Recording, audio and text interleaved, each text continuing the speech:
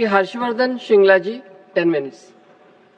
आदरणीय उपसभापति महोदय जी, मुझे आज सेकंड अप्रोप्रिएशन बिल के विषय पर बोलने की अनुमति देने के लिए मैं आपका आभार व्यक्त करता हूं। आपको याद होगा कि मैंने फर्स्ट अप्रोप्रिएशन बिल पे भी बोला था। उस समय मुझे 10 मिनट का टाइम दिया गया था, पर 6 मिनट में मुझे रोका गया क्योंकि शायद समय की कमी थी। तो मेरे कुछ मात्र बिंदु उस समय के भी हैं जो मैं आज कहना चाहूँगा। शुरू में ही मैडम, मैं भारत का अर्थव्यवस्था, मैक्रो इकोनॉमिक मैनेजमेंट के लिए माननीय प्रधानमंत्री नरेंद्र मोदी जी और वित्त मंत्री निर्मला सीताराम जी को बधाई देना चाहता हूं। आज अगर दुनिया का माहौल देखें, ज़्यादातर देशों में जीडीपी घटते जा रहा है, इनका रेट ऑफ ग्रोथ घटते जा रहा है, इन्फ्लेशन बढ़ते जा रहा है और इनकी ज़्यादातर जो विकासशील देश हैं वो अपने अंतर्राष्ट्रीय कर्जा पूरा नहीं कर पा रहे हैं। इस स्थिति में भारत का अर्थव्यवस्था दुनिया में बहुत ही सकारात्मक दिशा से रूप से देखा जाता है और उसमें अगर हमारे अर्थव्यवस्था को देखें तो 2025-26 साल के लिए हमारा जीडीपी ग्रोथ, हमारा इकोनॉमी वर्ल्ड का फास्टेस्ट ग्रोइंग इकोनॉमी था, जिसमें से हम 7.6% रेट ऑफ ग्रोथ अटेन किया था। उसके अलावा हमारे इन्फ्लेशन रेट इसी साल में 2.5% से कम रहा, जो कि हमारे देश में और दुनिया में one of the lowest rates of inflation माना जाता है। हमारा फॉरेन एक्सचेंज स्थिति और आज का अगर अंतर्राष्ट्रीय स्थिति देखते हुए ये बहुत ही महत्वपूर्ण मुद्दा है। हमारा फॉरेन एक्सचेंज स्थिति आज $725 बिलियन है, जिससे हम 11 महीने से ज़्यादा इंपोर्ट कर सकते हैं। और हालांकि आप अगर देखें दुनिया में तो ज़्यादातर देशों का 2 या 3 महीनों का इंपोर्ट्स का फॉरेन एक्सचेंज रिजर्व्स हैं। तो ये बड़ा मतलब अच्छा स्थिति है। और अगर आप आज का स्थिति देखें, the situation that we see with regard to the West Asian conflict, I think it is important to assess the preparations we have made for this emerging situation, not only in the short term, but also over a period of time in the last few years. And I want to just go over that very briefly. The first, of course, is in terms of measures that we have taken in the immediate budget.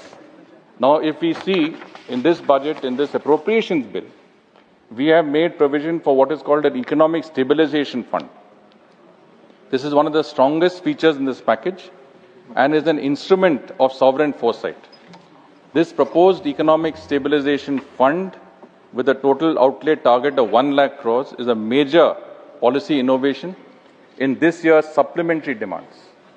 Its purpose is not abstract. It creates fiscal headroom for the government to intervene when external shocks begin to transmit directly into the domestic economy through fuel, fertilizer, freight and other input costs.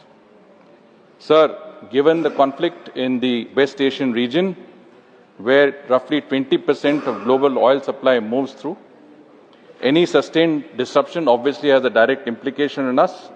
India cannot remove that risk from the world, but what we can do is to prepare for its consequences. The economic stabilization funds allows the government to cushion the effect of sudden price spikes without resorting to emergency borrowing that would breach fiscal deficit targets.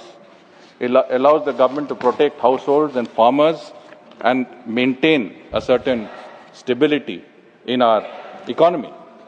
But look at the progress we've made over the years. There was a comment made by fellow parliamentarian Dr. John Brittas that India's reliance on fossil fuels is increasing.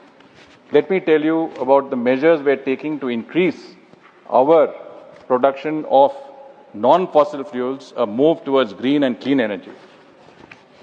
In 2021, Prime Minister Modi was in Glasgow for the Climate Change Summit when he pledged what is called the Panch Amrit. And one of the important points of that Panch Amrit was that by the year 2030, India's total installed electric capacity would be more than 50%. 50% for renewable energy, in green energy terms. And I'm happy to say that 4 years before that target, we have already surpassed 51.5% of our installed electric capacity through green energy today. So renewable energy is meeting a major part of our installed electric capacity today. He also made the pledge that we will produce 500 gigawatts of renewable energy by the year 2030. Today, we already have 265 gigawatts of renewable energy. We are producing renewable energy at the rate of 50 gigawatts a year, and we are well on our way to surpass our target of 500 gigawatts of renewable energy by the year 2030. Today, sir, India is the third largest producer of solar energy in the world. We are the fourth largest producer of wind energy in the world. We have a very enviable record there.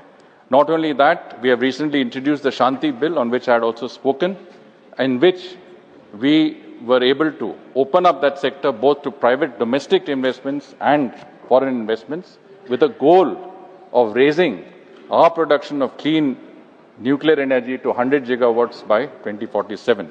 So we are moving towards a cleaner, greener energy mix. Keep in mind that India is the initiator of major international level efforts to make the planet greener. The International Solar Alliance is India's initiative. The Coalition for Disaster Resilient Infrastructure is India's initiative.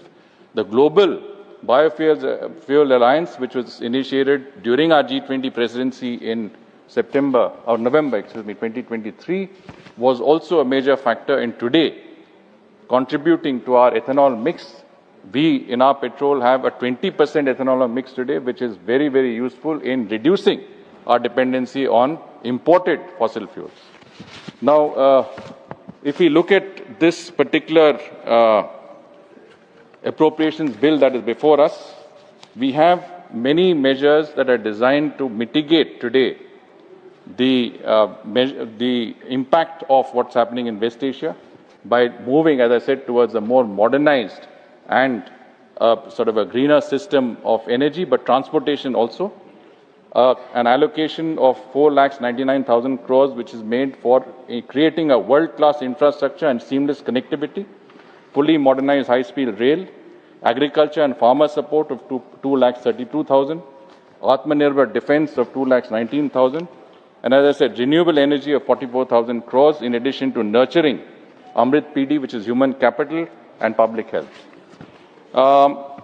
Mr. Chairman, I wanted to also mention, अब हाल में ही जब प्रधानमंत्री बंगाल के दौरे में थे 14 मार्च को, तो उस अवसर पर उन्होंने कई इंफ्रास्ट्रक्चर रिलेटेड प्रोजेक्ट्स के उद्घाटन किए और इसका टोटल अमाउंट 18,760 करोड़ का अमाउंट था और उसमें से बहुत सारे port modernisation, highway modernisation, rail modernisation projects थे जिससे बंगाल के लोगों को फायदा मिल सकता है।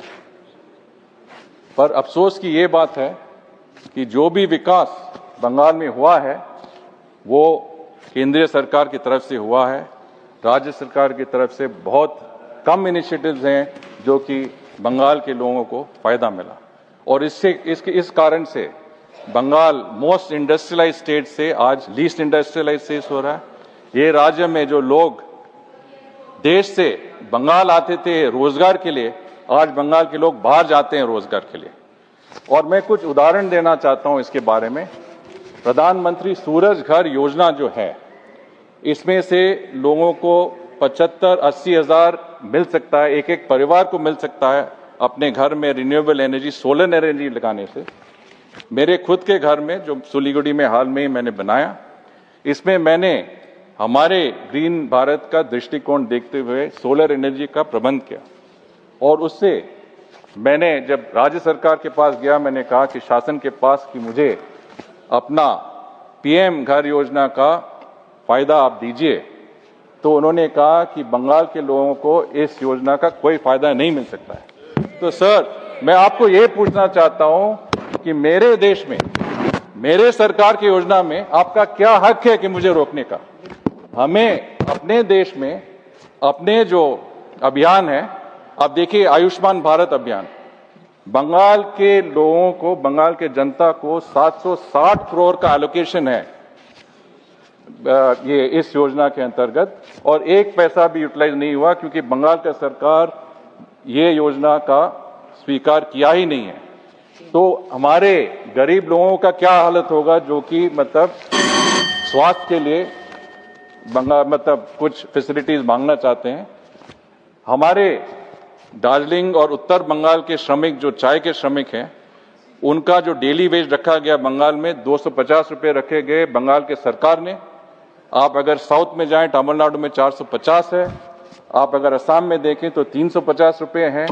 तो 250 से क्या गुजारा हो सकता है हमारे लोगों का, आप ये बताइए। ये हालत है बंगाल की। Sir, I will just conclude by saying that this appropriation budget is a very important part of the government's effort to insulate us from today's situation, to modernize our infrastructure and our economy, to protect our defense and security forces, and to strengthen our health and other infrastructures. Thank you very much, sir. Thank you.